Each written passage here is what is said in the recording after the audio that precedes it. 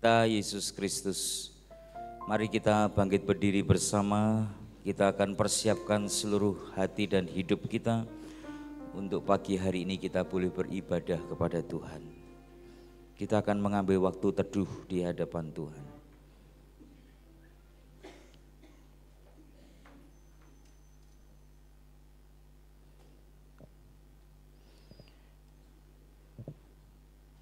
Jemaat yang dikasihi Tuhan, pertolongan kita dalam ibadah Paskah pada pagi hari ini adalah dalam nama Allah Bapa, Putra, dan Roh Kudus.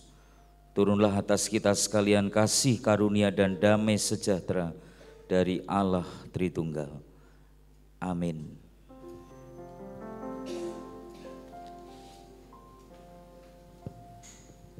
Shalom Bapak Ibu yang dikasihi Tuhan. Saya persilahkan duduk kembali Bapak Ibu. Saya juga menyapa untuk Bapak Ibu yang saat ini beribadah secara online. Shalom. Kiranya damai sejahtera, pertolongan Tuhan senantiasa selalu bersama Bapak Ibu saudara dan saya. Ibadah pada pagi hari ini akan dibuka dengan pembacaan nats pembimbing yang terambil dalam kitab Markus ayat yang ke-16, pasal ke-16 ayat yang pertama sampai ke-6. Dengan perikop kebangkitan Yesus. Setelah lewat hari Sabat, Maria Magdalena dan Maria ibu Yakobus serta Salome membeli rempah-rempah untuk pergi ke kubur dan meminyaki Yesus. Dan pagi-pagi benar pada hari pertama minggu itu, setelah matahari terbit, pergilah mereka ke kubur. Mereka berkata seorang kepada yang lain, "Siapa yang akan menggulingkan batu itu bagi kita dari pintu kubur?" Tetapi ketika mereka melihat dari dekat, tampaklah batu yang memang sangat besar itu sudah terguling. Lalu mereka masuk ke dalam kubur dan mereka melihat seorang muda yang memakai jubah putih duduk di sebelah kanan. Mereka pun sangat terkejut. Tetapi orang muda itu berkata kepada mereka, "Jangan takut, kamu mencari Yesus, orang Nazaret yang disalibkan itu. Ia telah bangkit, ia tidak ada di sini. Lihat, inilah tempat mereka membaringkan dia." Berita anugerah, berita keselamatan bagi kita semua yang terambil dalam 1 Korintus 15 ayat yang ketiga sampai keempat. Sebab yang sangat penting telah kusampaikan kepadamu, yaitu apa yang telah kuterima sendiri, ialah bahwa Kristus telah mati karena dosa-dosa kita sesuai dengan kitab suci, bahwa ia telah dikuburkan dan bahwa ia telah dibangkitkan pada hari yang ketiga sesuai dengan kitab suci. Mari kita merespon berita anugerah ini dengan mendengarkan nats petunjuk hidup baru dalam 1 Korintus 15 ayat yang ke-58. Karena itu saudara-saudaraku yang kekasih, berdirilah teguh, jangan goyah dan giatlah selalu dalam pekerjaan Tuhan. Sebab kamu tahu bahwa dalam persekutuan dengan Tuhan, jerih payahmu tidak sia-sia.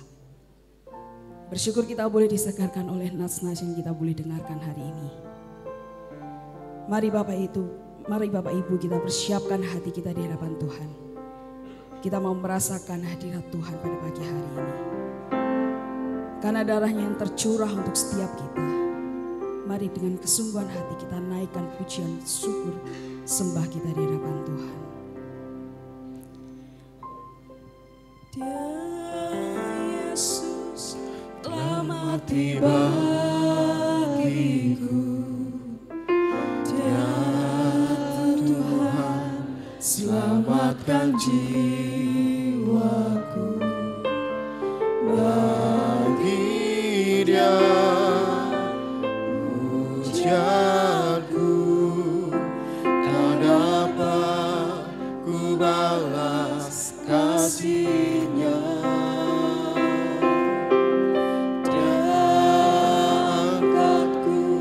Jadi anaknya, beri damai di dalam hidup. Bagi Dia sembahku, bagi Dia sembahku, hanya Dia segalanya bagiku. Katakan bagi Dia segala pujian syukur hanya bagi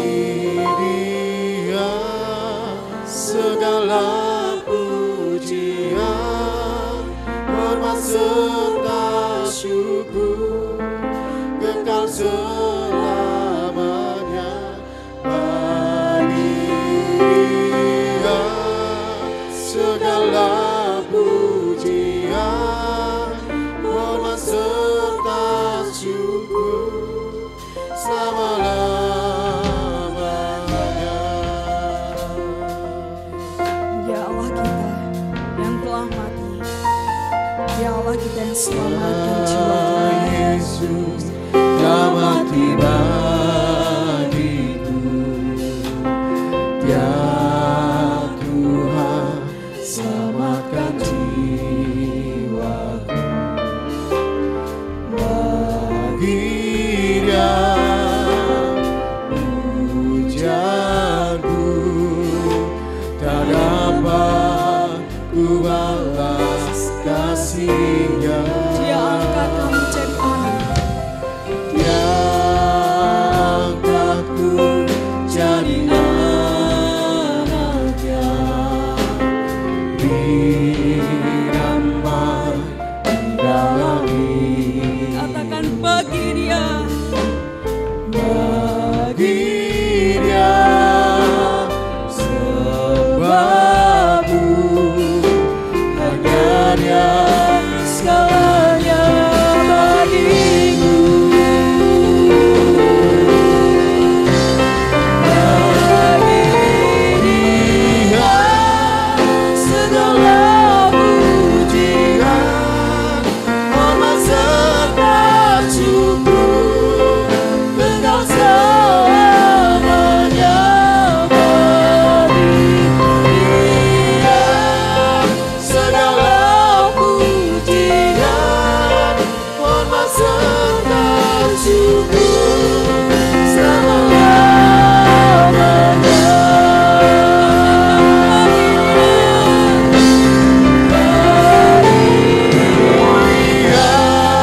Segala pujian, hormat serta syukur, kekal selamanya. Bagi Dia segala pujian, hormat serta syukur, selama-lamanya. Dengan kesungguhan hati kita pujikan. Segala pujian, hormat serta Segala syukur, pujian syukur hanya bagi kekal nama selamanya. Bagi Dia segala pujian, hormat serta syukur, selama-lamanya. Sekali lagi bagi Dia. Bagi Dia segala pujian, Terima kasih Tuhan. Terima hormat kasih. serta syukur, Pengorbanan yang begitu luar biasa Tuhan buat setiap kami. selamanya. Bagi Bagi nama-Mu hormat seluruh pujian kami Tuhan. segala pujian, Saat ini kami anak-anak-Mu hadir Tuhan. serta syukur, Kami mempersembahkan seluruh kehidupan kami ke dalam tangan-Mu Tuhan. Terima kasih Tuhan, terima kasih buat pengampunan-Mu yang begitu luar biasa, yang sudah Engkau nyatakan buat setiap kami anak-anak-Mu yang berdosa. Terima kasih Tuhan, terima kasih. Saat ini Tuhan, Engkau layakkan dan Engkau sucikan setiap persembahan kami. Biarkan persembahan ini Tuhan dapat menyenangkan hati-Mu. Biarkan pujian ini Tuhan dapat melebarkan kemuliaan-Mu. Terima kasih Tuhan, terima kasih. Kami saat ini mau menaikkan pujian kami dengan syukur. Karena hanya hormat, syukur, hanya bagi nama-Mu Tuhan. Terima kasih Tuhan, terima kasih. Dia segala pujian, hormat serta syukur, kekal selamanya. Bagi Dia segala pujian, hormat serta syukur, selamanya.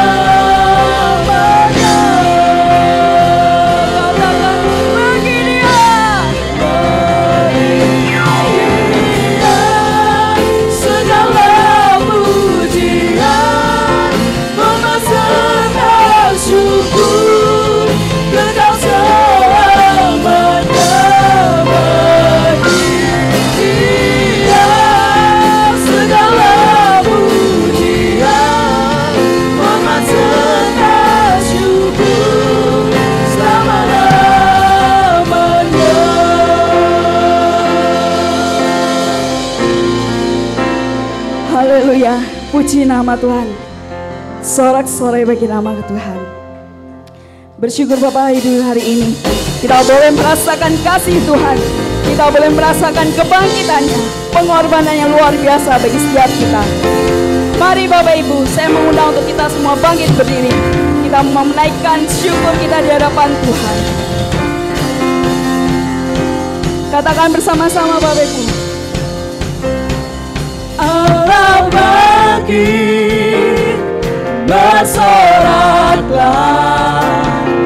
Allah bangkit, bernyanyilah.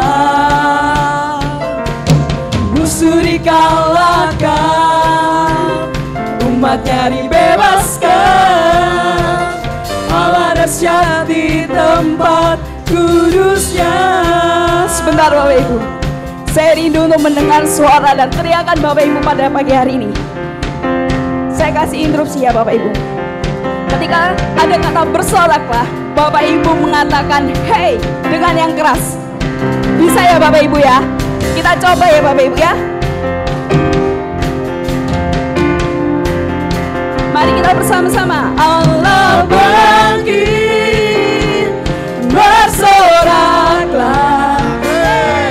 Allah bangkit, bernyanyilah. Musuh dikalahkan, umatnya dibebaskan. Allah dahsyat. Kita coba sekali lagi Bapak Ibu. Lebih semangat lagi kita puji Tuhan. Allah bangkit, bersoraklah. Allah bangkit, bernyanyilah. Musuh dikalahkan, umatnya dibebaskan. Allah dahsyat di tempat kudusnya.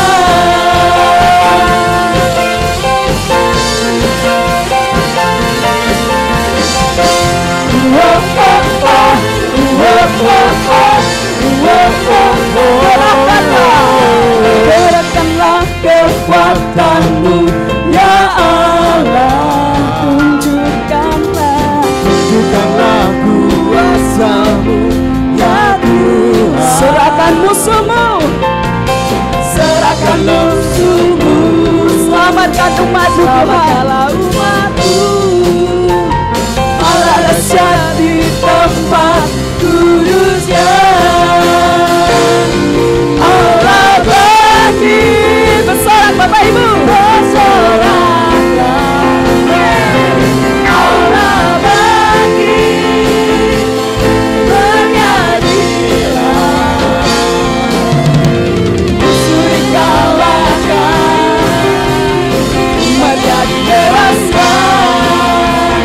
Allah dahsyat di tempat kudusnya. Sekali lagi Bapak Ibu, kita kerahkan kekuatan kita. Kita mau memuji Tuhan. Kita mau bersorak-sorai bagi namanya. Gerakkanlah kekuatanmu ya Allah. Tunjukkanlah kuasamu ya Tuhan. Serahkan musuhmu, selamatkanlah umatmu.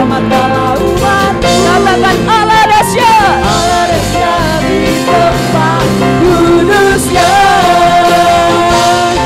Allah bangkit, bersoraklah. Allah bangkit, bernyanyilah. Musuh dikalahkan, umatnya dibebaskan. Allah dahsyat di tempat kudusnya. Allah bangkit, Siap-siap ya Bapak Ibu. bersoraklah. Allah bangkit, bernyanyilah. Musuh dikalahkan, umatnya dibebaskan. Allah dahsyat di tempat kudusnya. Lebih keras ya Bapak Ibu. Allah bangkit, bersoraklah. Allah bangkit, bernyanyilah. Musuh dikalahkan, umatnya dibebaskan. Allah dahsyat di tempat kudusnya. Allah bangkit, Allah bangkit, bersoraklah. Allah bangkit, bernyanyilah. Musuh dikalahkan, umatnya dibebaskan. Allah dahsyat di tempat kudusnya.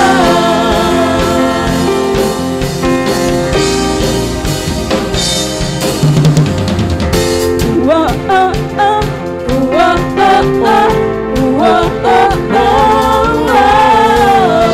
Wah, ah, ah. Wah, ah, ah. Wah, ah, ah. Mari sih bersemangat ya Bapak Ibu. Kita mau sekali lagi memuji nama Tuhan. Kita mau mengatakan bahwa Dia sungguh baik.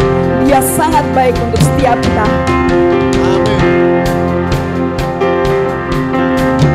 Dia sungguh baik, Dia sangat baik.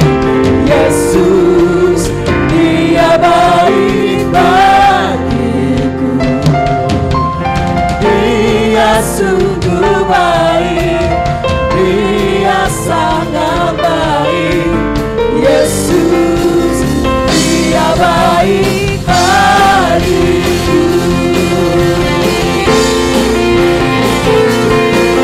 Dia telah mati untuk setiap kita. Dia sendiri yang bangkit. Dia menyelamatkan setiap kehidupan kita. Mari kita bersorak-sorai bagi nama Tuhan. Kuasa maut dikalahkan, hidup kita dipulihkan. Kita bersorak-sorai bagi kemenangan kita.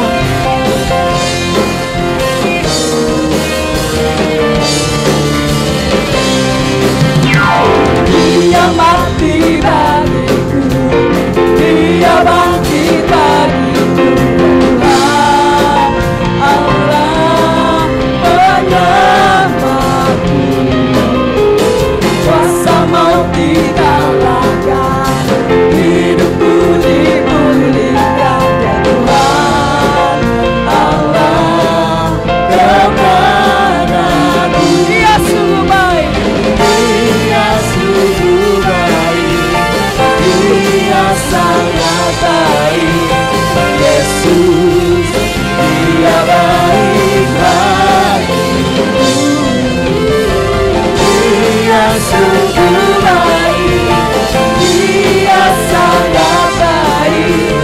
Yesus, Dia baik bagiku. Mari kita bertepuk tangan. Kita lebih bersemangat lagi memuji Tuhan. Katakan Dia ada di dalamku, bergerak di hidupku.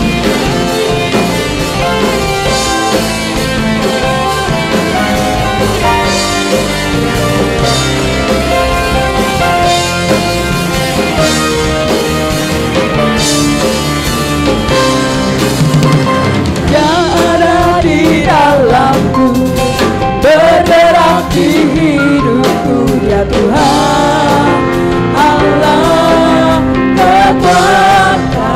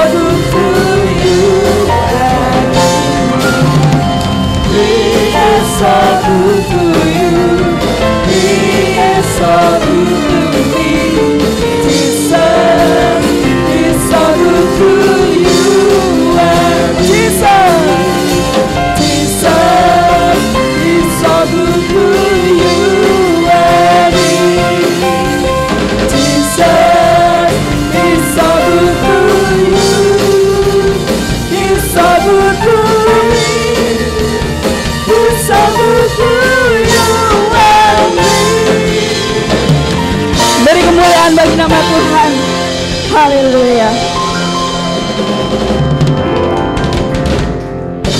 Dengan sikap masih berdiri Bapak Ibu, kita mau bersama-sama mengikrarkan pengakuan iman kita di hadapan Tuhan. Pengakuan iman rasuli. Bapa yang Maha Kuasa, Engkau langit dan bumi, dan kepada Yesus Kristus, anaknya yang membawa Tuhan kita, yang dikandung dari Roh Kudus, lahir dari Maria Maria, yang menderita sengsara, di bawah pemerintahan Pontius Pilatus, diselamatkan, mati dan dikuburkan, turun dalam kerajaan maut, pada hari yang ketiga, bangkit keluar dari antara orang mati, naik ke surga, duduk di sebelah kanan Allah, Bapa yang Maha Kuasa, dan dari sana Dia akan datang untuk menghakimi orang yang hidup dan yang mati. Aku percaya pada Roh Kudus, gereja yang kudus dan persekutuan orang kudus, pengampunan dosa, pertobatan yang tubuh, dan hidup yang kekal. Amin. Saya persilakan Bapak Ibu untuk duduk kembali. Kita akan memasuki doa syafaat Bapak Ibu. Mari di hadapan Tuhan kita sujud. Kita boleh ceritakan apa yang menjadi penghalang, apa yang menjadi mengganggu hati kita dan pikiran kita kepada Tuhan. Mari kita serahkan seluruhnya ke dalam tangan Tuhan.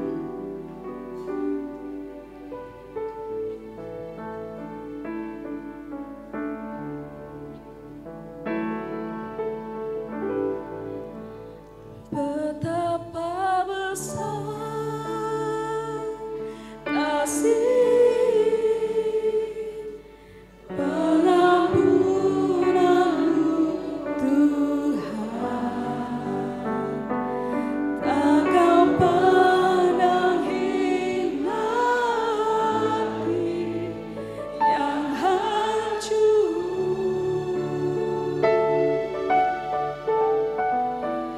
Ku berterima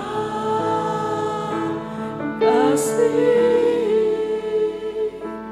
kepadamu ya Tuhan, pengampunan yang Kau beri, pulihkanku.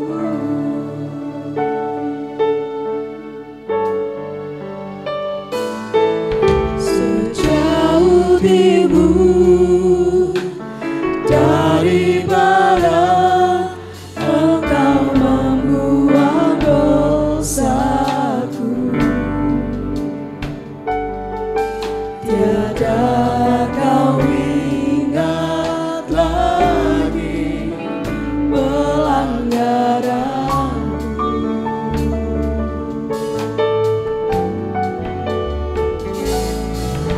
Jauh ke dalam bumi laut, Kau melemparkan dosaku.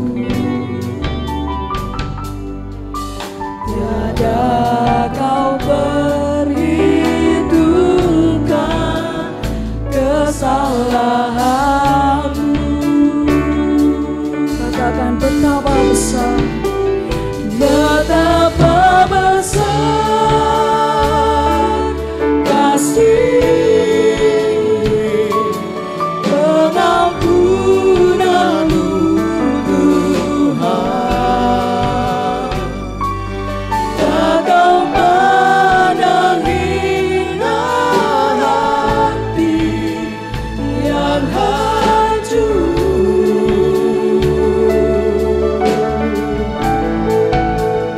Ku berterima kasih kepadamu ya Tuhan, pengampunan yang Kau beri, pulihkanku. Katakan betapa besar, betapa besar kasih pengampunan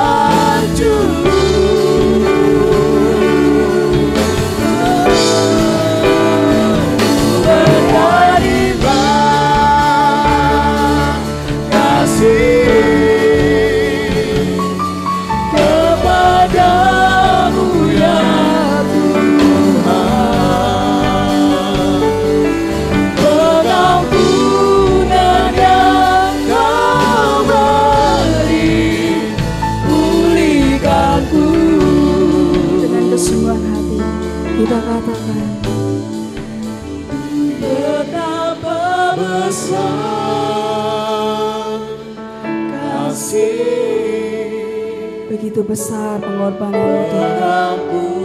Pengampunanmu yang luar biasa untuk setiap kami hari ini. Kebangkitanmu Tuhan yang telah Kau nyatakan untuk setiap kami Tuhan. Hati yang hancur,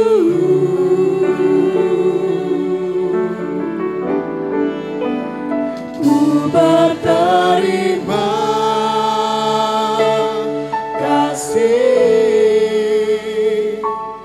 kepadamu ya Tuhan. Pengampunan yang Kau beri, pulihkanku.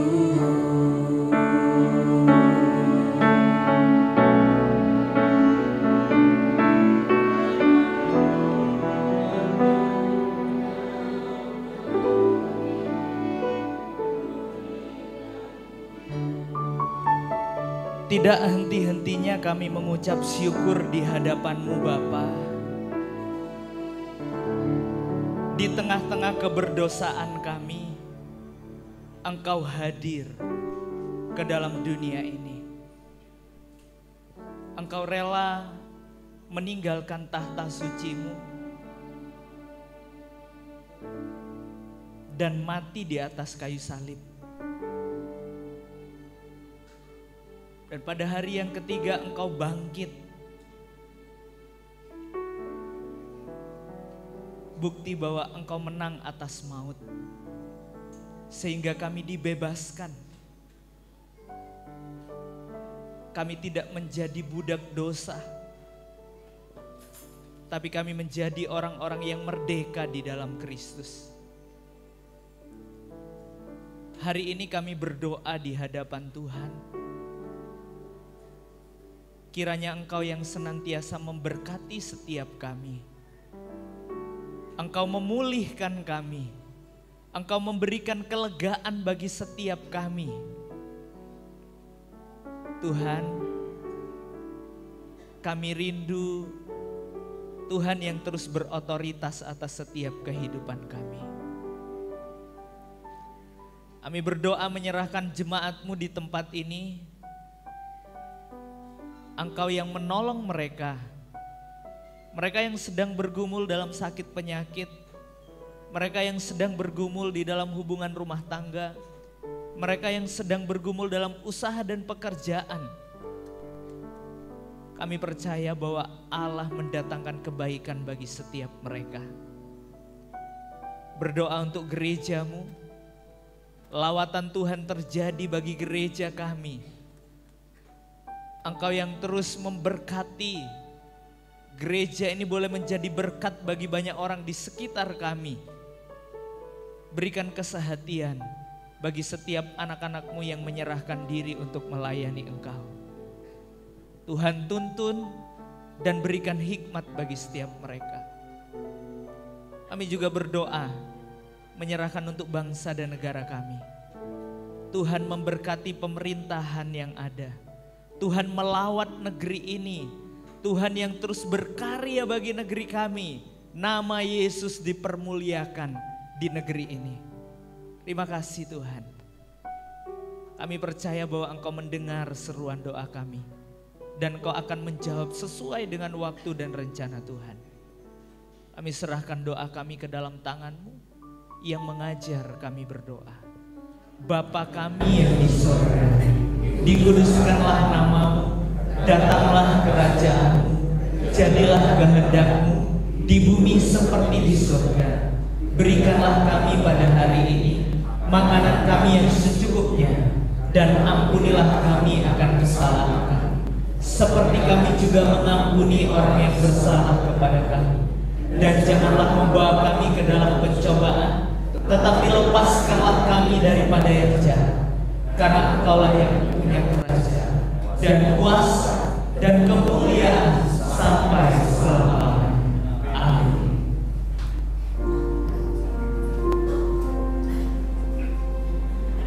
Di tengah-tengah manusia yang hidup dalam dosa,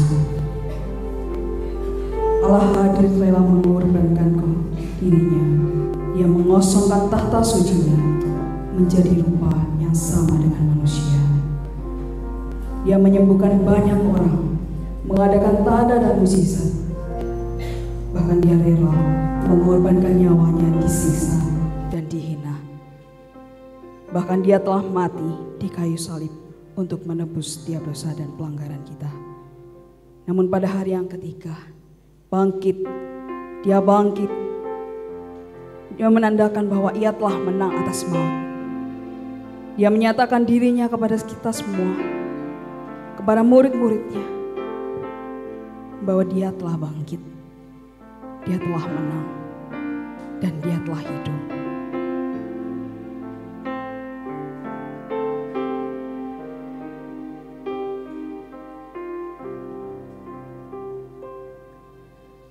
Bukan dengan barang fana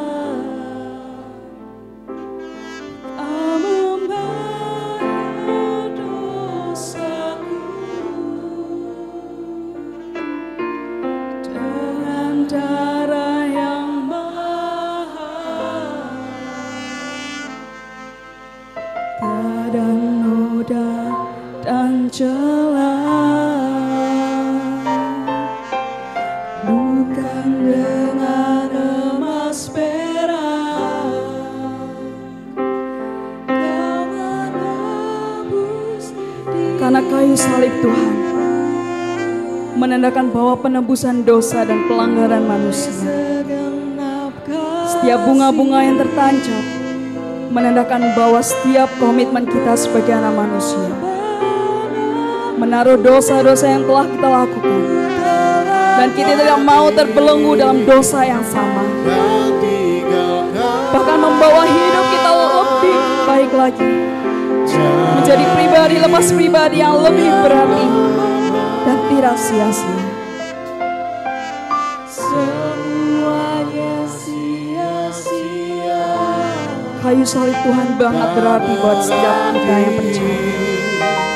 Kayu salib Tuhan sangat berharga. Hidup ini ku letakkan pada mezbamu ya Tuhan. Jadilah padaku seperti yang kau ini. Bukan dengan barang yang fana, bukan dengan emas atau perak. Tuhan telah membayar, Dia telah menebus setiap kita. Bukan dengan barang fana kau membayar dosaku, dengan darah yang mahal, tiada noda dan celah. Bukan dengan emas perak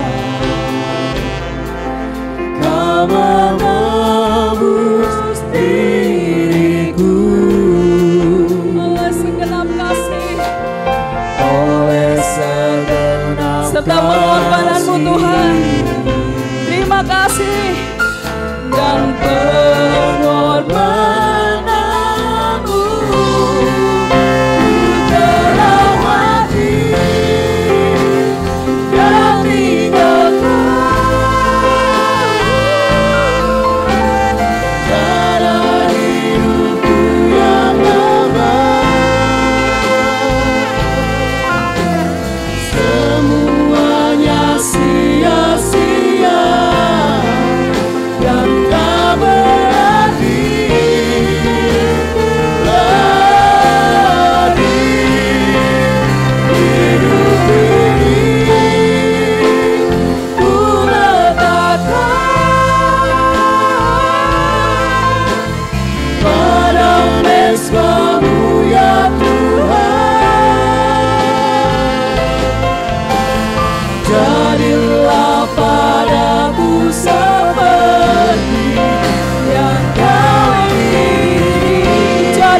padaku, jadilah padaku seperti yang kau ingin. Katakan jadilah padaku, jadilah padaku seperti yang kau ingin.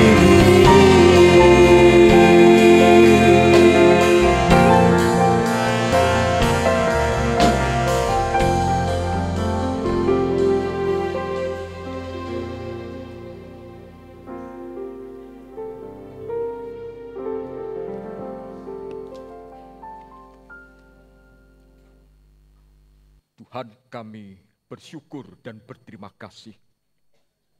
Kami bersyukur dan berterima kasih yang tak habis-habisnya. Oleh karena kemurahan Tuhan yang begitu besar, yang begitu limpah atas hidup kami. Bahkan ketika kami masih di dalam kehidupan yang berkubang dalam dosa, Engkau juga menyatakan kemurahan-Mu. Tuhan, hari ini kami bersyukur. Tuhan memberikan kami kesempatan. Bukan saja kami boleh berhimpun di tempat ini, tetapi kami boleh memperingati peristiwa yang terbesar di dalam sepanjang sejarah.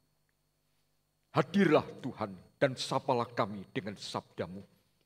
Dan Tuhan juga yang memberkati menyertai perhimpunan umat Tuhan di seluruh kota ini, bahkan di seluruh Nusantara pada sepanjang hari ini.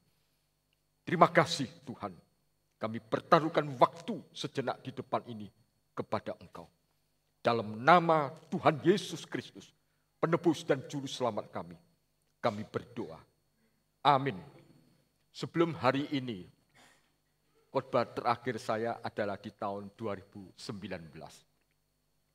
Kemudian beberapa negara dan Indonesia dilanda oleh virus COVID. Dan suasana saat-saat seperti itu memang sangat memprihatinkan sekali. Bukan 10-20 orang, bukan 100-200 orang, ribuan orang yang kemudian tersentuh oleh virus COVID ini. Dan begitu banyak orang yang meninggal, di antaranya adalah saudara-saudara seiman kita. Untuk dimakamkan saja harus antri karena banyaknya yang meninggal. Untuk dikremasi saja juga harus antri berhari karena juga banyak yang mau dikremasi. Sampai orang Surabaya karena tempat kremasi itu antri, maka kemudian mengkremasikan orang yang mereka cintai itu keluar kota Surabaya, termasuk ke Kediri. Nah, hari ini semua sudah berlalu, tetapi tetap kita perlu jaga raga, jaga kesehatan dengan baik. Nah, saudara-saudara, mari kita sekarang membaca dua bagian firman Tuhan, ya, dan ini menjadi dasar pembicaraan kita sebagaimana yang diberikan oleh pihak gereja. Pertama, kita membaca surat Roma pasal 6 ayat 5 sampai dengan 14. Kemudian bagian kedua nanti di dalam 2 Korintus pasal yang ke-5. Saya akan membaca, nah saudara silakan mensimak dengan baik. Roma pasal 6 mulai ayat yang ke-5. Sebab jika kita telah menjadi satu dengan apa yang sama dengan kematiannya, kita juga akan menjadi satu dengan apa yang sama dengan kebangkitannya. Karena kita tahu bahwa manusia lama kita telah turut disalibkan supaya tubuh dosa kita hilang kuasanya, agar jangan kita menghambakan diri lagi kepada dosa.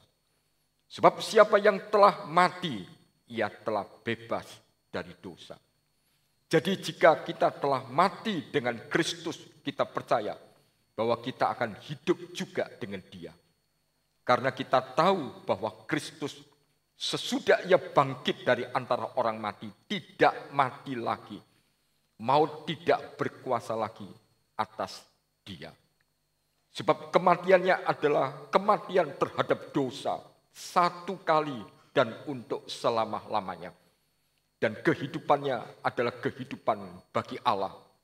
Demikianlah hendaknya kamu memandangnya, bahwa kamu telah mati bagi dosa, tetapi kamu hidup bagi Allah dalam Kristus Yesus. Sebab itu, hendaklah dosa jangan berkuasa lagi di dalam tubuhmu yang fana, supaya kamu jangan lagi menuruti keinginannya. Dan janganlah kamu menyerahkan anggota-anggota tubuhmu kepada dosa. Dan jangan kamu menyerahkan anggota-anggota tubuhmu kepada dosa untuk dipakai sebagai senjata kelaliman, tetapi serahkanlah dirimu kepada Allah sebagai orang-orang yang dahulu mati, tetapi yang sekarang hidup. Dan serahkanlah anggota-anggota tubuhmu kepada Allah untuk menjadi senjata-senjata kebenaran. Sebab kamu tidak akan dikuasai lagi oleh dosa, karena kamu tidak berada di bawah hukum Taurat, tetapi di bawah kasih karunia. Nah, satu lagi kita membaca dari 2 Korintus pasal 5 ayat yang ke-15. 2 Korintus 5 ayat yang ke-15. Dan Kristus telah mati untuk semua orang, supaya mereka yang hidup tidak lagi hidup untuk dirinya sendiri, tetapi untuk Dia yang telah mati dan telah dibangkitkan untuk mereka. Saudara-saudara, pada hari Senin yang lalu, Rektor Kehormatan Saat Pendeta Albert Konania itu telah berpulang ke rumah Bapak di surga. Nah, saya kemudian berkesempatan untuk hadir dengan pengurus sinode, dan usai kebaktian saya bertemu dengan Pendeta Hengki. Saya kemudian menyapa dan saya bertanya dan menawarkan, Pak Hengki, apakah setelah Kamis dikremasi langsung ke Tulungagung? Nanti kita ketemu di sana dan berpaskah di sana. Tapi beliau menjawab, oh tidak Pak Sony, nantinya saya langsung balik. Selamat melayani. Nah, saudara-saudara, hari ini kita berada pada satu event yang penting sekali, yaitu Paskah. Paskah adalah satu peristiwa yang penting, satu peristiwa yang besar. Di dalam sejarah ini banyak peristiwa yang terjadi, dan di antaranya kemudian dianggap sebagai peristiwa yang penting dan peristiwa yang besar. Tetapi tak kala kita berbicara soal Paskah, maka Paskah adalah peristiwa yang paling penting dan yang paling besar. Peristiwa yang sangat penting dan sangat besar. Dan ini adalah peristiwa yang terbesar, terpenting di dalam sejarah. Apakah ini adalah merupakan mitos di dalam kekristenan? Apakah ini hanya merupakan cerita legenda di dalam kekristenan? Jawaban tidak. Paulus di dalam 1 Korintus 15 ayat 20 mengatakan yang benar adalah bahwa Kristus yang sudah mati adalah Kristus yang sudah bangkit. Dan di dalam ayat-ayat awal, Paulus itu menyatakan kebangkitan Kristus itu dinyatakan, dilihat, menampakkan diri bukan hanya kepada 1-2 orang, bukan hanya di antara para murid, tapi bahkan sampai ratusan orang. Dan terakhir Paulus mengatakan, dia menampakkan diri kepada aku.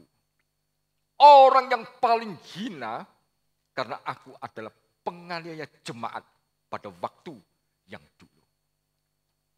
Jadi kebangkitan Kristus adalah satu fakta di dalam sejarah.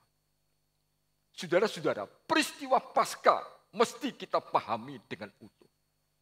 Kristus yang bangkit, Kristus yang sudah bangkit, jelas karena sebelumnya dia adalah Kristus yang mengalami kematian. Kristus yang mengalami kematian, kemudian pada hari ketiga dia bangkit kembali. Jadi kebangkitan Kristus itu adalah melalui kematiannya. Nah, ini adalah Paskah. Paskah berbicara mengenai kematian dan kebangkitan. Dua hal ini adalah berbeda dan tidak tercampur, tetapi ada kesatuan yang begitu harmonis. Ya, dua hal ini saling terkait satu dengan yang lain.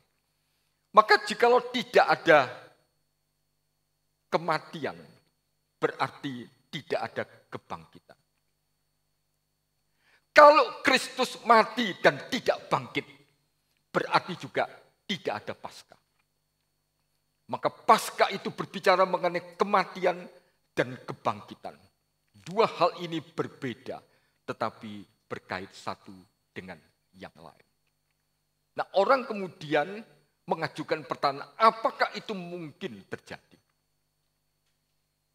Bukankah itu adalah hal yang mustahil? Yang sudah mati, kok kemudian bisa bangkit, bahkan hidup selamanya? Saudara-saudara, memang tidak mungkin. Memang tidak mungkin kalau itu adalah dari pihak manusia. Memang tidak mungkin kalau itu dipikir dari benak manusia yang serba terbatas. Tetapi jangan lupa bahwa Paskah ini adalah pekerjaan Allah Tritunggal. Maka yang tidak mungkin itu bukan saja mungkin, tetapi sudah terjadi. Nah, masih ingat di dalam peristiwa Natal, saudara-saudara. Apakah mungkin rahim seorang perawan itu ada isi di dalamnya? Jelas tidak mungkin. Tetapi ayat 37 dari Lukas 1. Bagi manusia itu mustahil, tapi tidak bagi Allah. Rahim yang seharusnya kosong, tapi kemudian ada isi di dalamnya. Maka di dalam Paskah, kubur yang seharusnya ada isi menjadi kosong. Ini gambarannya ini. Kuburnya kosong ini. Kenapa? Karena Kristus yang mati adalah Kristus yang bangkit. Kebangkitan Kristus melalui kematiannya. Nah, ini adalah Paskah. Maka Paskah yang adalah peristiwa besar dan sangat penting ini sudah menjadi pengharapan satu-satunya. Dengar kalimat ini. Bukan salah satu, satu-satunya bagi manusia di bawah kolong langit. Bagi manusia di dalam sepanjang sejarah di mana manusia itu ada. Maka peristiwa ini adalah peristiwa yang sangat penting, sangat besar. Hingga gereja pada waktu menggelar acara ini tentu tidak boleh sembarangan. Tentu tidak boleh asal. Karena Paskah adalah peristiwa yang begitu sangat besar dan begitu sangat penting sekali. Kalau orang kemudian tidak mengakui adanya peristiwa ini, kalau orang kemudian bahkan mencibir, menghina, meremehkan begitu rupa, biarkan saja, mereka tidak mengerti. Dan komentar-komentar negatif itu tidak pernah sedikit pun menggeser kebesaran, kepentingan dari peristiwa ini. Paskah adalah peristiwa yang sangat penting dan peristiwa yang sangat besar. Nah, saudara-saudara, kalau kita kembali kepada bacaan hari ini, Paulus begitu banyak menyinggung mati bangkit, kematian kebangkitan di dalam dua bagian tadi. Nah, ini adalah Paskah. Maka kita memahami Paskah secara utuh adalah Paskah berbicara kematian dan kebangkitan Kristus. Nah, coba kita menelaah bagian bacaan kita pada hari ini.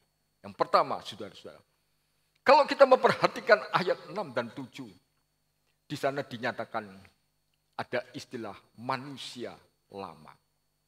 Tubuh dosa, menghamba kepada dosa. Di dalam ayat 7, bebas dari dosa. Itu berarti sebelumnya adalah terbelenggu, terikat oleh dosa. Nah, ini memberikan pengajaran bahwa manusia, siapapun dia, yang adalah merupakan keturunan Adam, memiliki status yaitu manusia berdosa. Tidak ada orang yang tidak berdosa. Kemarin di kaum muda saya berkata, kalau ada orang yang berkata saya tidak berdosa, itu adalah orang yang paling berdosa. Orang yang paling berdosa adalah orang berdosa tetapi tidak tahu dirinya adalah orang berdosa dan tahu-tahu sudah terlambat. Sudah terlambat. Jadi semua orang, tidak ada orang yang terkecuali, termasuk tak kala kita kemudian menghargai, menghormati Maria. Maria pun adalah orang yang ada terdistorsi oleh dosa.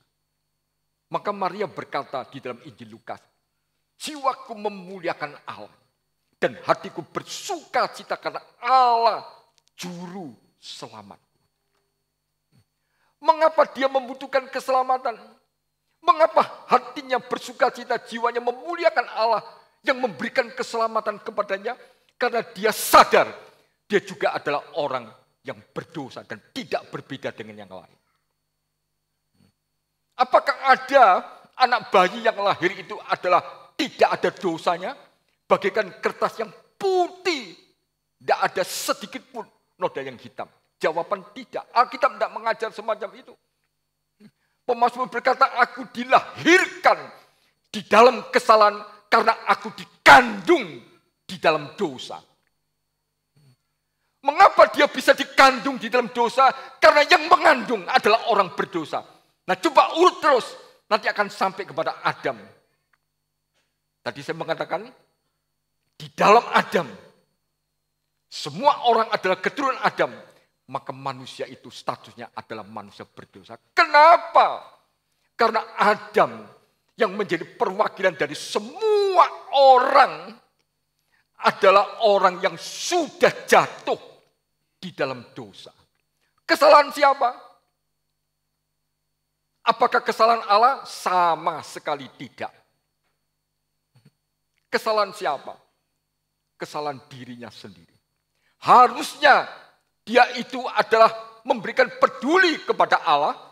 Harusnya dia tunduk dan taat kepada Allah, tetapi sekarang tidak. Dia justru menaruh peduli kepada setan.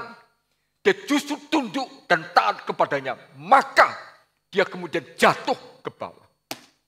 Jatuh di dalam dosa. Dia menjadi orang yang tercemar oleh dosa.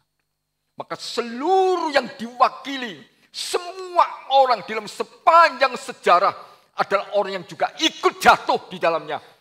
Maka Alkitab berkata, Roma 3, semua orang telah berbuat dosa dan telah kehilangan kemuliaan Allah. Maka semua orang berdosa adalah orang yang tidak peduli Allah, tidak mencari Allah. Tidak baik, tidak adil, dan seterusnya. Jadi saudara-saudara manusia di dalam sejarah ini yang adalah keturunan Adam, yang sudah jatuh semua adalah orang yang juga sudah jatuh di dalam dosa. Orang yang berdosa. Nah di dalam bahasan teologi, nah ini kalau demikian kan dosa yang terturunkan dari Adam. Tapi jangan lupa, manusia yang ada dalam Adam juga melakukan perbuatan dosa, dosa, dan dosa. Karena dosa itu, kuasa dosa itu mendorong manusia untuk melakukan hal-hal yang salah, hal-hal yang jahat, hal yang melawan Tuhan Allah. Maka dosa makin bertambah-tambah. Dan betapa jahatnya manusia pada hari ini. Kita berada di zaman yang sudah demikian tua, maka kita melihat bagaimana dosa yang ada dalam hidup manusia. Manusia sudah melakukan hal yang begitu sangat luar biasa jahatnya, begitu kejamnya, begitu sadisnya. Di luar peri kemanusiaan dan tidak peduli lagi kepada Allah. Manusia tidak ada yang mencari Allah. Yang dicari itu bukan Allah. Kenapa? Karena di dalam dosa, dosa itu bukan saja membutakan mata rohani manusia. Tapi dosa itu, Kejadian pasal kedua mengatakan, pada saat engkau makan buah yang dilarang, pada hari itu engkau mati. Bukan saja buta, mati di dalam dosa. Jadi status manusia ini, sebagaimana ini sangat-sangat luar biasa, mengerikan. Sepertinya hidup tetapi mati. Nah di dalam hal demikian tak kalah berkata, saya bertemu Allah karena saya sudah mencari, pasti bukan yang sejati. Bagaimana mungkin orang buta bisa menemukan yang dicari? Dan bagaimana mungkin orang yang mati bisa kemudian berkata mencari dan bertemu dengan Allah? Tidak ada. Maka ini adalah satu masalah yang terbesar, yang ada, yang dialami pada diri manusia. Maka di dalam sepanjang sejarah, manusia ini mencoba untuk mencari jalan keluar. Bagaimana bisa lepas daripada dosa? Bagaimana bisa kemudian bebas dari dosa? Sebab saudara-saudara, Roma pasal 6 jangan pernah dilupakan. Ganjaran yang paling akhir daripada manusia berdosa harus menerima kebinasaan, menerima maut. Itu kematian yang kekal di dalam hukuman Allah yang selama-lamanya. Maka manusia berdosa, status ini sangat-sangat berbahaya dan mengerikan sekali. Makin kita kemudian memahami, makin kita betapa jahatnya manusia berdosa itu. Tuan dosa itu tidak pernah melepaskan seseorang.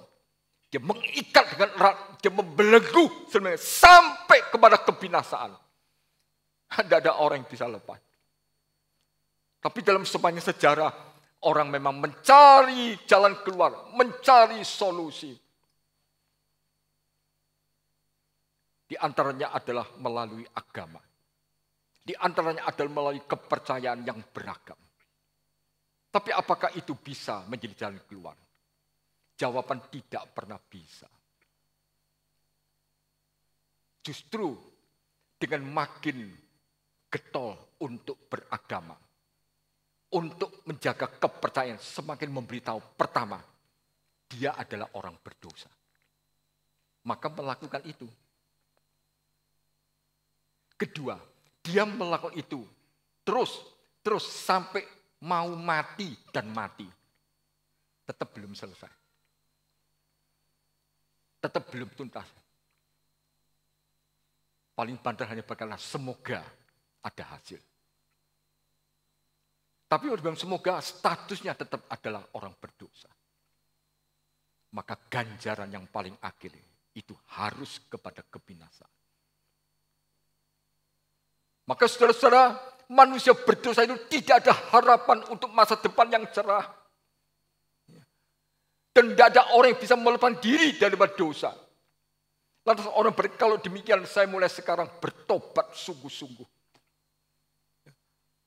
Apakah dengan berpegang kepada kepercayaan? Apakah dengan berpegang kepada agama? Atau berpegang kepada pegangan lepas daripada kata agama dan kepercayaan? Saya mau berbaik sedemikian rupa supaya saya bisa membebaskan diri dari dosa. Apakah bisa itu lepas? Waktu berbuat baik. Waktu berbuat baik. Waktu masyarakat berkata semakin baik dia, mesti menjadi contoh. Status dia di hadapan Allah tetap adalah orang berdosa. Kalau demikian, maka dia adalah orang berdosa yang sedang berbuat baik. Maling, bisa tidak hasil malingnya itu dibagi kepada orang lain. Lantas orang lain berkata, wah ban kamsia. Terima kasih banyak, sudah you kasih saya. Saya butuh ini. Baik tidak. Tapi yang memberi tetap adalah maling. Maling bisa berbuat baik. Tapi tetap maling. Manusia berdosa. Status ini tidak pernah bisa dirubah. Dia berbuat apa saja. Sampai yang paling baik bahkan memberikan dirinya untuk hancur dan mati. Itu adalah orang berdosa yang melakukan perbuatan itu. Di hadapan Allah yang Maha Kudus. Dia adalah orang berdosa. Tidak pernah berubah. Tidak ada orang yang bisa merubah status ini. Saudara-saudara. You mau berbuat apa sekarang sebagai orang berdosa? Mau tidak berbuat apa-apa, diam saja. Itu diammu sebagai orang berdosa. Wah kalau demikian ya lebih baik saya berbuat jahat aja. Kalau seperti ya itulah orang berdosa. Cocok memang. Berbuat baik, diam, berbuat jahat, tidak rubah status ini. Sekali jatuh, tetap ada di sana. Seperti kelereng itu kalau ada di sini, kemudian kebablas jatuh di bawah. Kelereng itu tidak pernah kembali ke sini lagi. Apapun yang dia lakukan di bawah sana, tetap adalah kelereng yang sudah jatuh di sana. Manusia yang sudah jatuh di dalam dosa, tetap ada di sana. Status ini tidak pernah bisa dirubah. Sudah, tidak ada satu cara yang bisa berubah. Nah, maka manusia betul-betul hopeless. Tidak ada pengharapan untuk masa depan.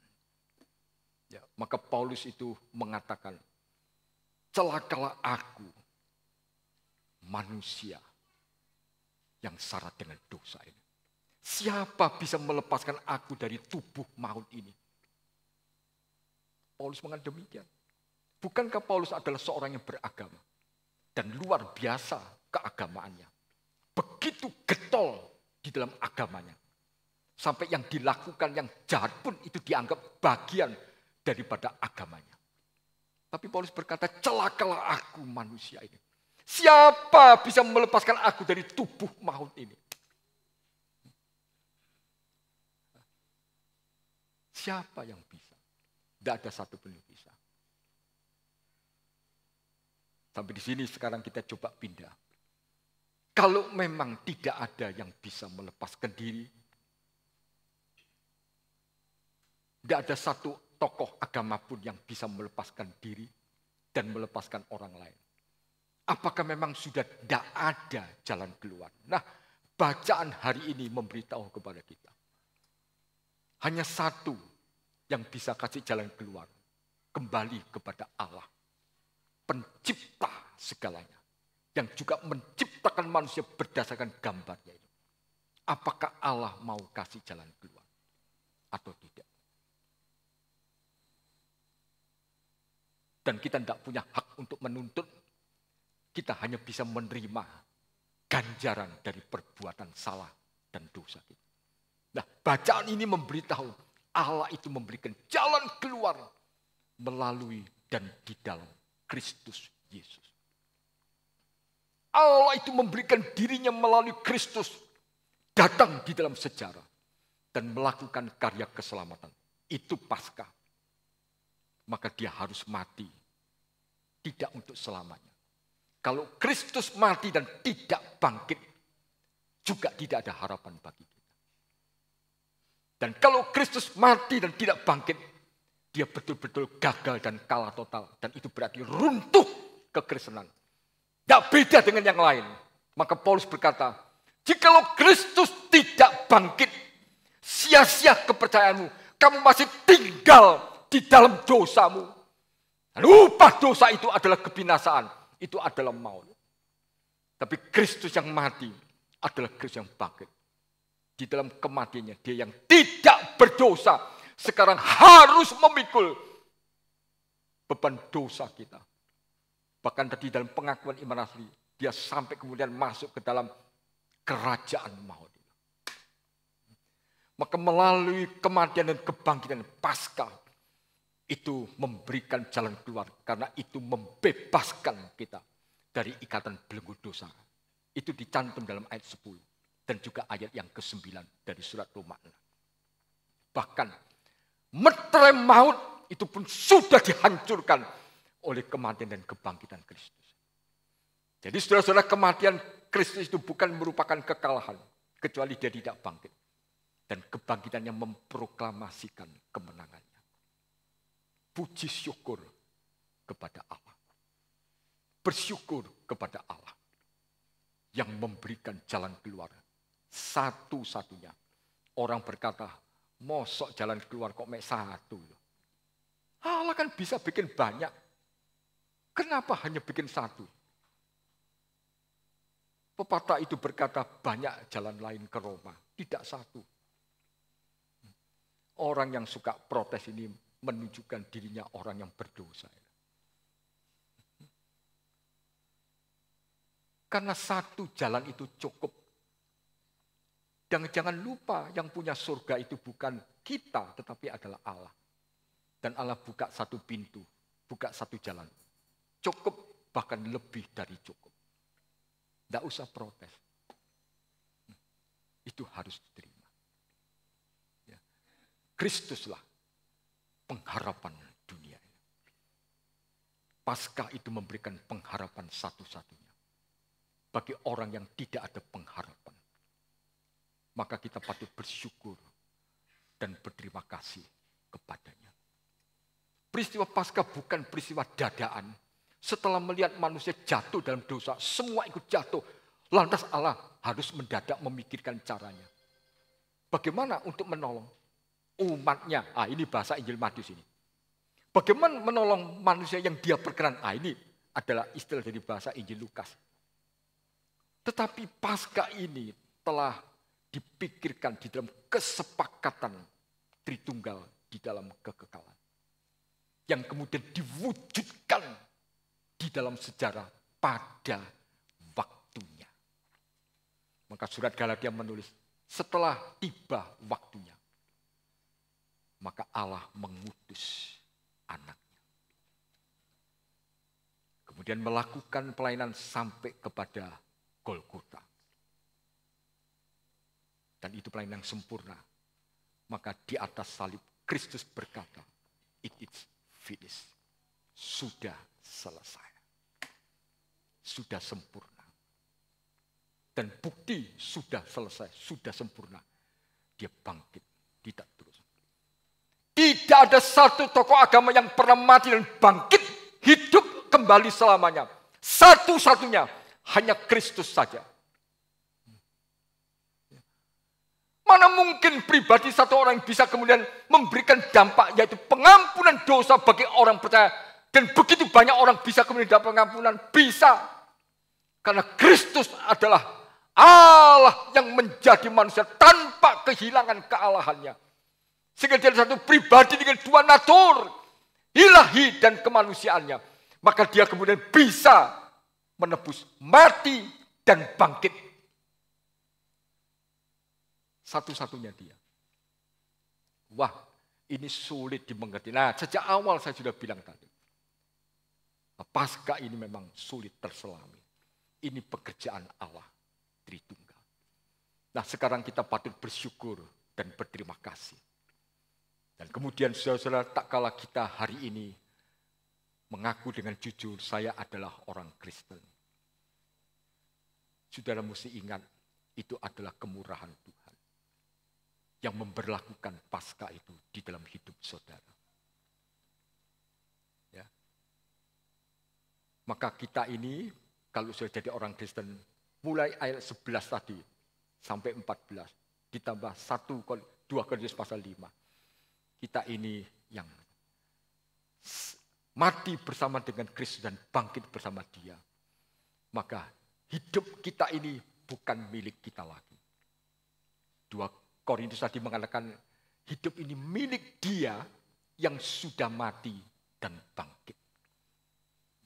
Dulu pun ketika kita masih di dalam dosa juga bukan milik kita. Semua ini, bukankah ini dunia milik Bapa? Orang yang paling kaya kemudian bisa menunjukkan kekayaannya, propertinya, bahkan kuburannya begitu luas. Semua keluarga bisa ditamu di sana. Apakah itu miliknya? Tidak, itu milik Allah. 3 kali 4 meter untuk kuburan dirinya pun itu milik Allah. Tidak ada miliknya. Nah, lebih maju lagi sebagai orang Kristen yang telah ditebus ini. Yang percaya dan menikmati pengampunan dosa dari Tuhan. Bahkan maut itu pun meternya sudah dihancurkan. Hidup kita ini bukan milik kita lagi. Milik Tuhan. Maka Paulus berkata dalam surat Galatia pasal 2. Hidupku bukan aku lagi. Dulu dia menganggap hidupnya miliknya. Paulus sekarang berkata, hidupku bukan aku lagi. Tapi Kristus yang hidup di dalam aku. Jadi saudara-saudara, hidup kita ini sekarang bersama dengan Tuhan. Bersama dengan Dia. Ya, tidak terpisahkan. Ya, kita menikmati pengampunan dosa. Kita menikmati hidup yang kekal. Dan surga itu bukan lagi merupakan impian yang kosong. Tapi sesuatu yang real. Ya. Maka di dalam Tuhan, kematian itu bukan lagi hal yang menakutkan. Bagaimana dengan maut? Maut meternya sudah dihancurkan. Dosa yang membawa kepada kematian kekal, kepada maut, sudah dipatahkan belenggunya. Kita dibebaskan dari dosa. Maka kematian itu bukan hal yang menakutkan. Kematian itu adalah tutup mata di bumi, buka mata di surga. Langsung. Dan Paulus merindukan itu. Bukan lagi hal yang menakutkan. Surga itu bukan lagi hal impian kosong, tapi sungguh-sungguh real menjadi milik kita. Yang disediakan oleh Tuhan. Dan sekarang sebagai milik Tuhan, mari hidup dengan baik-baik. Mari hidup dengan hidup yang bersih, hidup yang lurus. Biarkan firman Tuhan setiap saat itu. Yang saudara boleh dengan pelajari dari mimbar, dari persekutuan, dari perenungan pribadi, dari terus-menerus membaca Alkitab. Biarlah firman itu boleh berbicara, mengoreksi, menggarap hidup kita, membersihkan kita. Supaya hidup ini boleh makin bersih, makin baik di hadapan Tuhan. Berulang tadi saya mengatakan, kalau saudara tidak lupakan, kita sudah dibebaskan dari dosa oleh kematian kebangkitannya. Nah, kalau saya barusan berkata, supaya bersih, supaya bersih. Karena kita ini masih menggunakan darah dan daging dan ada di dunia ini. Kehidupan praktis kita seringkali kita justru begitu gampang menyerahkan kepada hasrat kedagingan. Dan bahkan ayat 13 berkata, jangan serahkan anggota tubuhmu kepada dosa. Justru bukankah tak jarang kita itu menyerahkan anggota tubuh kita kepada dosa.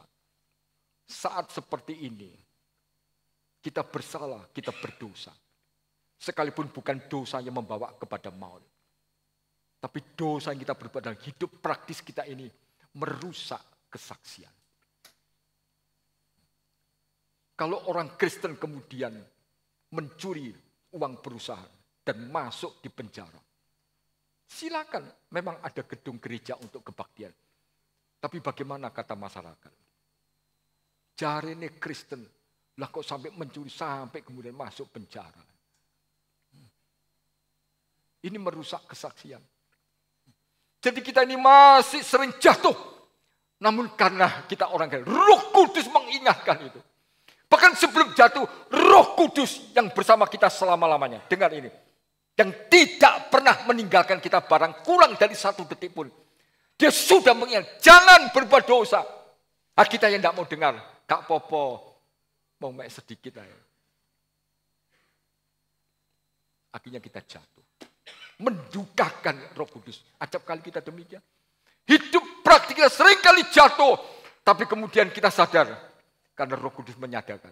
Kita sadar Tuhan yang kita imani. Kita mau bangkit kembali, jalan lagi. Kemudian menyerah di dalam kelemahan, jatuh lagi. Tapi perhatikan di grafik ini. Jatuh, bangun, bangun. Jatuh lagi, bangun lagi. Jatuh lagi, bangun. Makin lama, makin sedikit jatuhnya. Harusnya demikian. Lah kalau jadinya orang Kristen kemudian jatuh sampai mati jatuh, you pasti bukan orang Kristen. Itu Kristen-Kristenan itu. Hidup ini memang syarat dengan perjuangan. Dan jangan lupa, kita yang sudah bersama dengan Kristus, jaga diri terus-menerus biarlah firman itu membersihkan hidup kita. Kita ini punya tugas dan panggilan saudara-saudara. Selama Tuhan kasih kesempatan, selama Tuhan kasih umur, jangan abaikan tugas dan panggilan kita. Tugas bersama kita adalah mewartakan Pengalaman yang sudah kita terima melalui dan di dalam Kristus kepada orang lain. Nah, kita berada dalam pembinaan teologi reform ini. Kalau saya pakai bahasanya, masih banyak orang pilihan Tuhan yang ada di tempat-tempat yang lain. Dan itu butuh Injil. Nah, kita punya tugas ini, pribadi dan juga bersama-sama. Mewartakan pengalaman kita. Mewartakan Kristus sebagai juru selamat. Mewartakan Injilnya. Pak, saya tidak bisa menobatkan orang itu sampai bisa jadi Kristen, jadi anak Tuhan. Siapa yang bilang demikian? Saya juga tidak mengatakan tadi begitu. Saya bilang wartakan. Kisah 1 mengatakan, kalau Roh Kudus turun atas kamu, kamu akan menjadi saksiku. Saksi. Baik di Yerusalem, Yudea sampai ke ujung dunia. Wartakan. Dan biar Roh Kudus yang bekerja melahirbarukannya. Karena kita memang tidak bisa menobatkan seseorang untuk bertobat sejati, untuk melahirbarukan kecuali Allah itu loh. Tapi kita diminta jadi saksi. Wartakan. Beritakan. Sekarang di era digital ini, hari ini pertama kali saya khotbah pakai seperti ini ya. Kemarin masih pakai digantung yang hal-hal. Di era digital ini, gunakan sarana ini. Wartakan Injil itu kepada rekan-rekan, kepada teman-teman lama dulu di SMA, kepada tetangga, kepada siapapun. Wartakan itu. Nah, nanti saudara pulang mendapat souvenir seperti ini ya. Nah, di rumah kalau kepanasan ini bisa kemudian dimanfaatkan. Di sini ada tertulis Matius 28 ayat 9-20. Amanat agung ini. Mewartakan ini, diingatkan ini. Ya, oleh sesepuh kita ini. Jangan lupa tugas ini. Beritakan Injil itu. Beritakan Kristus itu. Bagikan pengalaman kita kepada orang lain. Bagikan itu. Ini tugas.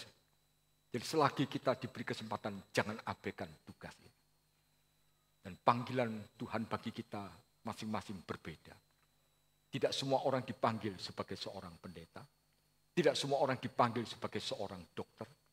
Tidak semua orang dipanggil sebagai seorang pedagang. Tapi masing-masing punya panggilan yang berbeda. Ada yang pendeta, pedagang. Ada yang dokter, ada yang guru, dan seterusnya.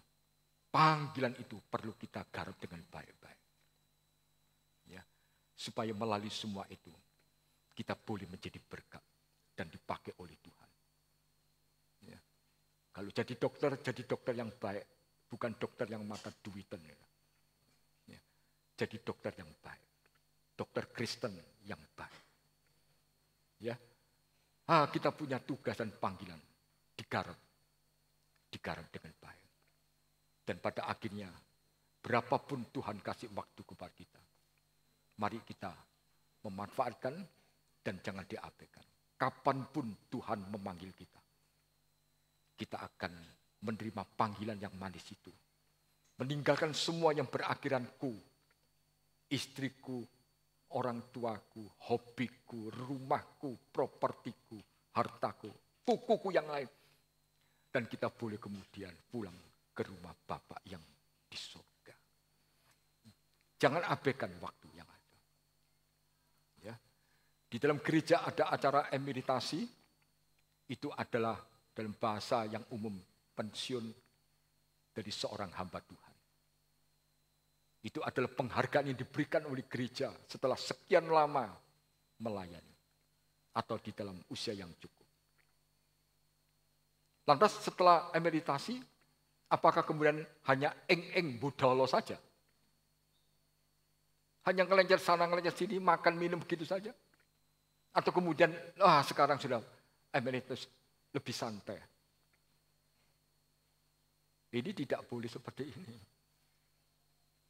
Justru emeritasi mengingatkan waktu tambah tinggal sedikit. Dan waktu yang sisa ini justru mesti dipakai habis-habisan. Jangan abaikan waktu ini. Ya. Hari ini usia pendeta Stephen Tong 84 tahun lebih. Seorang kakek. Tetapi kalau kita perhatikan bagaimana semangat dia itu masih begitu berkobar. Masih merono merene, masih khotbah terus menerus. Dan bahkan di ribuan orang dia berkhotbah. Dia tidak ada acara emeritasi. Emeritasi adalah merupakan kebijakan daripada organisasi. Ya. Mau emeritasi mau tidak, waktu yang ada mesti dipakai dengan sebaik-baiknya. Ya, kiranya Tuhan menolong dan memberkati kita semua. Selamat Paskah 2024. Tuhan memberkati saudara semua. Mari kita tunduk kepala, kita masuk di dalam doa. Minta kesediaan penginjil Ruslan Suprapto pimpin kita dalam doa.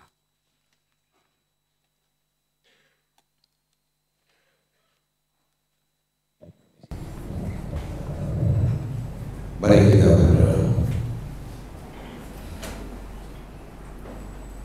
Kepadamu Bapa di surga, kami bersyukur. Kami berterima kasih. Hari ini kami limpah dengan sukacita. Karena Engkau menang atas maut, menang atas dosa. Dan kemenangan-Mu membawa kami dalam kemenangan. Terima kasih ya Tuhan. Firman yang Kau berikan kepada kami pagi hari ini. Biarlah ya Tuhan, sukacita ini tidak untuk kami miliki sendiri. Kemenangan ini tidak untuk kami sendiri. Biarlah ya Tuhan, ini mendorong kami semua untuk melaksanakan amanat Aku-Mu, memberitakan kebangkitan Yesus Kristus, kemenangan atas dosa, kemenangan atas maut, dimerdekakan menjadi anak-anak Tuhan. Kami rindu ya Tuhan, masih banyak orang di sana yang belum terjangkau, masih banyak orang yang buta jalan ke surga. Tolong kami ya Tuhan, melalui Paskah ini, semangatkan kami semua untuk menjadi pemberita Paskah. Terima kasih untuk firman-Mu. Walaupun sudah berlalu dari indera dengar kami masing-masing, kami mohon ya Tuhan, Engkau yang memeteraikan dalam setiap kalbu anak-anak-Mu. Amin. Dan mendorong kami semua untuk melaksanakan amanat-Mu. Terima kasih atas hamba-Mu Pak Sony yang telah Engkau pakai untuk menjadi penyambung lidah-Mu hari ini. Kami mohon Engkau pula yang terus memberkati dan memakai di mana Tuhan kehendaki. Di dalam nama Tuhan Yesus Kristus, seluruh doa ini kami panjatkan. Amin. Amin. Saya kembalikan.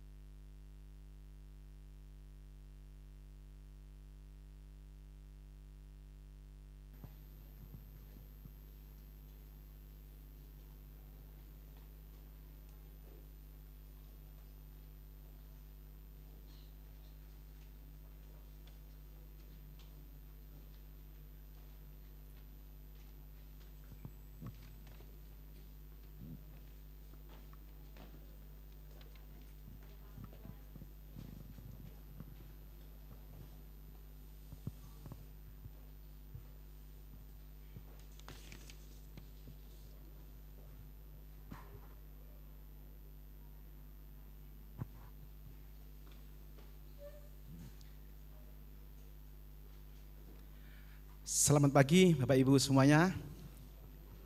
Selamat datang, selamat beribadah, dan selamat Paskah bagi kita semuanya. Terima kasih untuk pelayanan dari Evangelis Sony Chandra, boleh menjadi berkat bagi kita semuanya dan ditunggu pelayanannya di hari-hari mendatang. Kemudian untuk kegiatan tengah minggu, baik itu doa pagi, persekutuan komisi dewasa muda, midweek service, persekutuan remaja, dan nanti ibadah sekolah minggu berlangsung sebagaimana biasanya. Untuk sekolah minggu nanti akan ada perayaan Paskah jam 9 pagi. Berita duka telah berpulang ke rumah Bapa di surga, Ibu Karmini, yaitu mama dari Ibu Listiawati, yang mana telah dipanggil Tuhan, telah dimakamkan pada hari itu juga di TPU Jagungan Sendang. Segenap keluarga besar GK Anugerah Tulungagung menyampaikan turut berbela sungkawa. Sementara untuk penerimaan siswa baru di TK Kristen dan SD Kristen Anugerah Tulungagung masih dibuka kesempatannya. Selamat berbahagia kepada jemaat yang berulang tahun di minggu ini, yaitu Saudari Eko Retnowati, Saudara Mario Dick William Paparang, dan Saudara Andreas Chris Montero. Adakah nama-nama ini hadir di pagi hari ini? Dimohon untuk bangkit berdiri. Mario tadi sepertinya datang, mana? Atau di bawah kah? Selamat berbahagia bagi yang berulang tahun. Sementara untuk laporan keuangan, Bapak Ibu bisa lihat di layar televisi. Bapak Ibu, sebentar lagi kita akan mendengarkan paduan suara dari anak-anak suara Serafim. Mari kita nikmati pujian kepada Tuhan dari paduan suara anak-anak Serafim.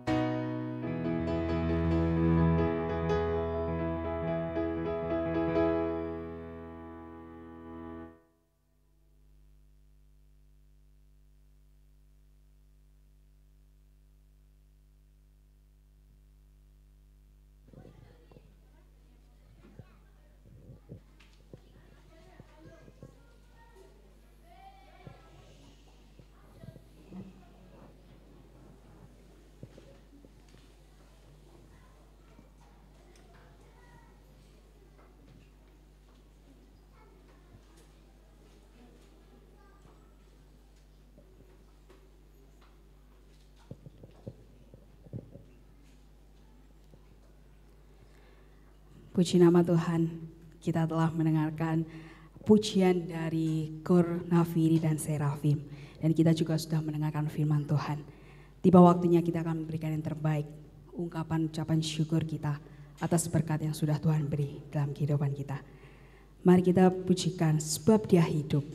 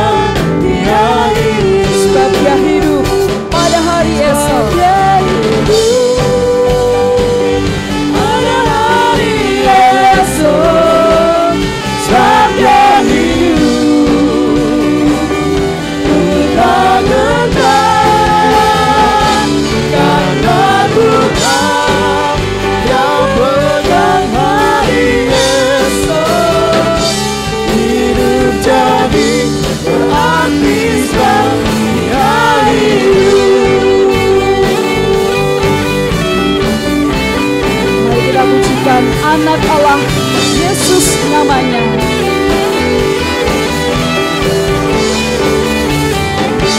Anak Allah, Yesus namanya, menyembuhkan, menyucikan, bahkan mati, tebus dosa.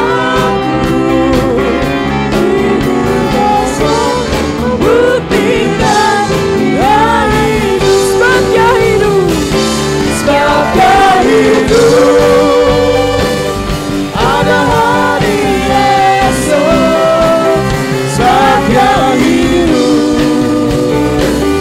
Ku tak gentar, karena ku tahu Dia pegang hari esok. Hidup jadi berarti sebab Dia hidup. Ada hari esok, sebab Dia hidup. Ku tak gentar, karena ku tahu Dia pegang hari esok. Hidup jadi berarti sebab. Saya mengundang Bapak Ibu untuk bangkit berdiri. Kita pujikan pujian ini. Sebab Dia hidup. Ada hari esok, sebab Dia hidup. Katakan ku tak gentar, ku tak gentar, karena ku tahu Dia pegang hari esok. Hidup jadi berarti sebab Dia hidup. Katakan sebab Dia hidup.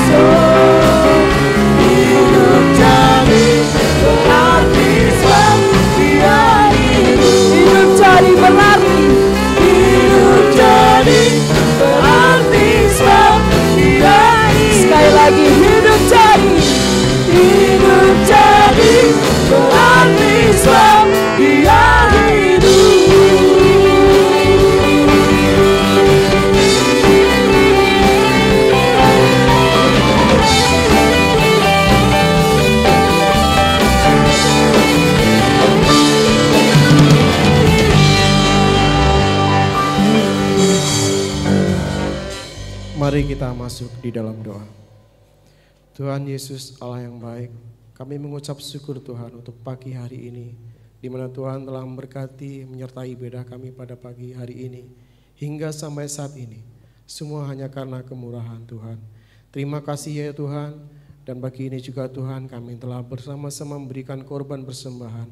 Kiranya persembahan kami pagi hari ini boleh berkenan di hadapan-Mu. Kiranya sebagai ucapan syukur kami, karena begitu besar berkat-berkat Tuhan yang Tuhan telah nyatakan di dalam kehidupan kami. Dan biarlah sebagai ungkapan ucapan syukur kami boleh memberikan yang terbaik. Karena apa yang kami beri tidak sebanding dengan apa yang Tuhan telah beri di dalam kehidupan kami. Namun Kau telah mengajarkan kami bagaimana kami mengucap syukur kepadamu. Terima kasih Tuhan, terimalah persembahan kami dan biarlah Tuhan berkati tangan-tangan yang mengelolanya. Biarlah di dalam semuanya nama Tuhan yang dipuji dan dipermuliakan. Terima kasih Tuhan, inilah doa kami yang kami alaskan hanya di dalam satu nama Tuhan Yesus. Kami sudah berdoa. Amin. Dengan sikap diri kita akan mengakhiri ibadah rangkaian perayaan Paskah hari ini. Nanti doa penutup dan doa berkat saya persilakan kepada hambanya. Sebelum itu kita pujikan pujian doksologi.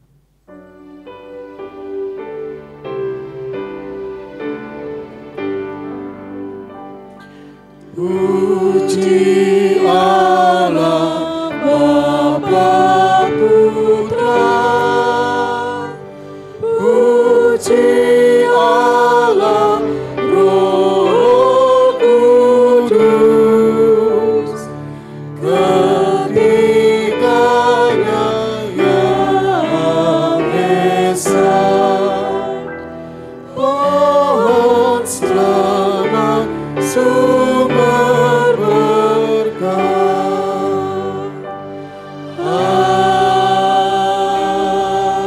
Amin. Mari kita berdoa. Bapa yang di surga, terima kasih Tuhan, pagi hari ini Engkau telah menolong dan memberkati kami. Kami sangat diberkati oleh Tuhan. Kiranya hari ini kami boleh bersyukur kepadamu sebab lewat kebangkitan-Mu Tuhan, Engkau telah memberikan anugerah yang luar biasa dalam hidup kami. Bukan saja kami diubahkan status kami menjadi orang-orang yang telah diselamatkan dan dibenarkan, tetapi kami juga diberikan hak istimewa untuk menjadi anak-anak Allah, dan sekaligus kami boleh dipercayakan untuk kami boleh memberitakan Injil. Sehingga sungguh Tuhan, hidup yang masih sisa yang Tuhan anugerahkan dalam usia kami hari ini, kiranya kami dapat gunakan hanya untuk memberitakan kabar sukacita bagi dunia yang hidup dalam kegelapan ini Tuhan. Terima kasih Tuhan, pakai kami dalam profesi dan panggilan kami masing-masing. Kiranya kami dapat menjadi pemberita-pemberita Injil yang baik. Ada orang-orang yang boleh diselamatkan, dipulihkan, disembuhkan melalui apa yang kami kerjakan bagi Tuhan. Terima kasih untuk hamba-Mu Pak Sony yang telah Tuhan pakai untuk memberitakan isi hati-Mu bagi jemaat Tuhan di tempat ini melalui ibadah Paskah pada pagi hari ini. Diberkatilah pekerjaannya, diberkatilah pelayanan dan rumah tangganya, istri, anak, cucu, menantu, semua Tuhan pelihara dan Tuhan berkati. Terima kasih Bapa, diberkatilah seluruh jemaat Tuhan yang sudah hadir dan bahkan seluruh pelayan-pelayan Tuhan yang telah melayani pada pagi hari ini. Semua yang kami lakukan kami kembalikan hanya untuk kehormatan dan kemuliaan Tuhan. Terima kasih Bapa, jika sebentar kami akan mengakhiri ibadah ini dan kami akan kembali ke rumah kami masing-masing dan melanjutkan berbagai kegiatan kami masing-masing. Kami mohon Tuhan tetap menjaga, melindungi, memelihara dan memberkati kami. Jemaat dikasih Tuhan, arahkan hatimu kepada Tuhan, pulanglah dan terimalah berkat yang daripada Tuhan. Kiranya di dalam salib dan kebangkitan Kristus, engkau menemukan dasar yang kokoh bagi imanmu, jangkar yang kuat bagi pengharapanmu, dan jaminan yang teguh bagi pengampunan dosamu. Kiranya berkat dari Allah Tritunggal menyertai dan memeliharamu kemanapun engkau pergi dan berada, sekarang sampai selama-lamanya. Amin.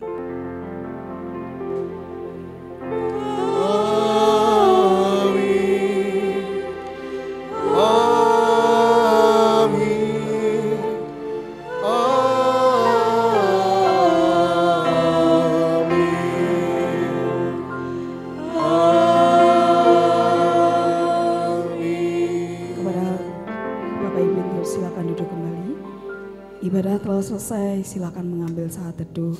Tuhan Yesus memberkati.